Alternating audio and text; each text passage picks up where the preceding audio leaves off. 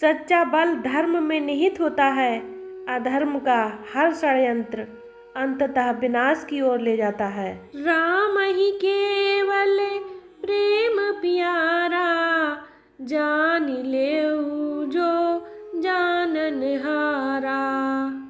भगवान राम को सिर्फ प्रेम प्यारा है। जो भक्त सच्चे मन के साथ रहते हैं उनके लिए कोई षड्यंत्र कारगर नहीं होता। तो जय श्री राम दोस्तों, आज हम आपको सुनाने जा रहे हैं रामायण का एक रोमांचक और प्रेरणादायक प्रसंग, लंका में राक्षसी मंत्रणा। यह वही प्रसंग है जिसमें रावण और उसकी सेना ने श्री राम और उनकी वानर सेना को पराजित करने के लिए गहरी मंत्रणा की। क्या यह षड्यंत्र सफल हो पाया या धर्म की शक्ति ने अधर्म को हराया? इस कथा में जानिए राक्षसों की चालों और भगवान राम के भक्तों के अद्वितीय साहस का मुकाबला। तो दोस्तों बने रहिए हमारे साथ और जानिए कैसे रावण के सारे प्रयास धराशायी हो गए और धर्म की विजय का डंका बजा। अगर आपको ऐसी कहानियाँ पसंद हैं तो इस वीडियो को लाइक और शेयर करना ना भूलें। तो प्यारे मित्रों, आज की कथा में आप सुन रहे हैं लंका में राक्षसी मंत्रणा। इंद्र तुल्य पराक्रमी हनुमान जी ने लंका में जो अत्यंत भयावह घोर कर्म किया था उसे देखकर राक्षस राज रावण को बड़ी लज्जा और ग्लानि हुई। उसने समस्त प्रमुख राक्षसों को बुलाकर कहा, निशाचरों, एकमात्र बानर हनुमान अकेला इस दुधर्षपुरी में घुस आया। उसने इसे तहस नहस कर डाला और जनक कुमारी सीता से भेंट भी कर लिया। सूचना मिली है कि राम सहस्त्रों धीर वीर बानरों के साथ हमारी लंकापुरी पर आक्रमण करने के लिए आ रहे हैं। यह बात भी भली भांति स्पष्ट हो चुकी है कि वे रघुवंशी राम अपने समुचित बल के द्वारा भाई, सेना और सेवकों सहित सुखपूर्वक समुद्र को पार कर लेंगे। ऐसी स्थिति में बानरों से विरोध आ पड़ने पर नगर और सेना के लिए जो भी हितकर हो वैसे सलाह आप लोग दीजिए। राक्षस बलवान तो बहुत थे, किंतु ना तो उन्हें नीति का ज्ञान था और ना ही शत्रु पक्ष के बलाबल को समझते थे। इसीलिए वे कहने लगे, हे राजन, आप व्यर्थ ही भयभीत हो रहे हैं। आपने नागों और गंधर्वों को भी युद्ध में परास्त कर दिया है। दानवराज मैंने आपसे भयभीत होकर अपनी कन्या आपको समर्पित कर दी थी। मधु नामक दैत्य को आपने जीता है। आपके पुत्र मेघनाद ने देवताओं के अधिपति इंद्र पर विजय प्राप्त करके इंद्रजीत की उपाधि प्राप्त की है। साधारण नर और बानरों से प्राप्त हुई इस आपत्ति के विषय में चिंता करना आपके लिए उचित नहीं है। आप सहज ही राम का वध कर डालेंगे। रावण के समक्ष प्रहस्त, दुर्मुख, वज्रदंश, निकुंभ, वज्रहनु और प्रमुख राक्षसों शत्रु सेना को मार गिराने के लिए अत्यंत उत्साह दिखाया।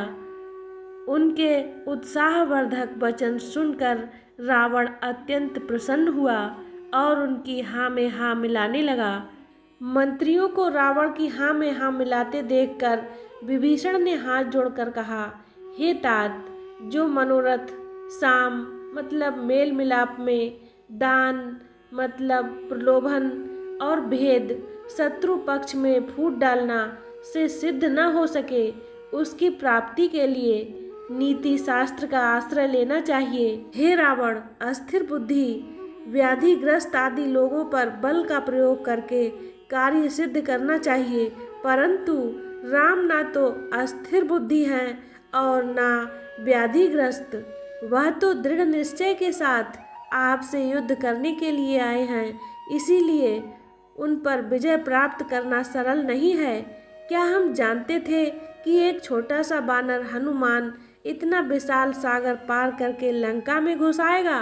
परंतु वह केवल आया ही नहीं बल्कि लंका को भी विध्वंस कर गया। इस एक घटना से हमें राम की शक्ति का अनुमान लगा लेना चाहिए। उस सेना में हनुमान जैसे लाखों वानर हैं जो राम के लिए अपने प्राणों की भी बलि चढ़ा सकते हैं। इसीलिए मेरी सम्मति है कि आप राम को सीता लौटा दें और लंका को भारी संकट से बचा लें। यदि ऐसा न किया गया तो मुझे भय है कि लंका का सर्वनाश हो जाएगा। राम लक्ष्मण के तीक्ष्ण बाणों से लंका का एक भी नागरिक जीवित नहीं बचेगा। आप मेरे प्रस्ताव पर गंभीरता से विचार करें, यह मेरा निवेदन है। विभीषण की बात सुनकर राक्षस राज रावण उन सभी सभासदों को विदा करके अपने महल में चला गया। तो मित्रों, आज की कथा को यहीं पर विराम देते हैं। अब आइए कुछ अनमोल वचनों को सुनते हैं। बयरु न करे काहू सन कोई, राम प्रताप विषमता खोई। राम के प्रताप से हर विषमता और कठिनाई दूर हो जाती है। रावण का षड्यंत्र धर्म के आगे टिक नहीं सकता। राम ही केवल प्रेम प्यारा, जान लेऊ जो जानन हारा। भगवान राम को सिर्फ प्रेम प्यारा है। जो भक्त सच्चे प्रेम के साथ रहते हैं उनके लिए कोई षड्यंत्र कारगर नहीं होता।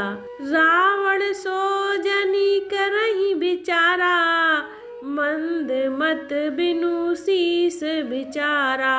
रावण का अत्याचार और उसके घमंड ने उसे विनाश के रास्ते पर ला खड़ा किया। प्रभु प्रताप जय जानकी जीवन, करही चढ़ाई असुर कुल नाशन। राम का प्रताप असुरों के नाश के लिए है और धर्म की रक्षा के लिए। सच्चा बल धर्म में निहित होता है। अधर्म का हर षड्यंत्र अंततः विनाश की ओर ले जाता है। धर्म की रक्षा के लिए किए गए साहसिक प्रयास हमेशा विजय प्राप्त करते हैं। अधर्म और अहंकार के रास्ते पर चलने वाला व्यक्ति चाहे कितना भी शक्तिशाली क्यों न हो, उसे अंततः पराजय का सामना करना ही पड़ता है। रामायण हमें सिखाती है कि धर्म के मार्ग पर चलने वालों के लिए हर कठिनाई छोटी होती है और अधर्म के सामने सच्चे भक्त हमेशा विजयी होते हैं। तो दोस्तों, यह थी रामायण की उस अनोखी कथा की झलक जब रावण और उसकी सेना ने षड्यंत्र रचा, लेकिन भक्तों की भक्ति और साहस के आगे उसकी हर चाल नाकाम हो गई। उम्मीद है आपको ये कथा प्रेरणादायक लगी होगी। अगर हाँ, तो इस वीडियो को लाइक और शेयर ज़रूर करें ताकि आने वाली ऐसी ही और भी कहानियाँ आप तक पहुँचती रहें। तो धन्यवाद दोस्तों, वीडियो को अंत तक देखने के लिए हमसे जुड़े रहें। अगली बार फिर मिलेंगे एक नई कथा के साथ। तब तक के लिए जय श्री राम, जय हनुमान।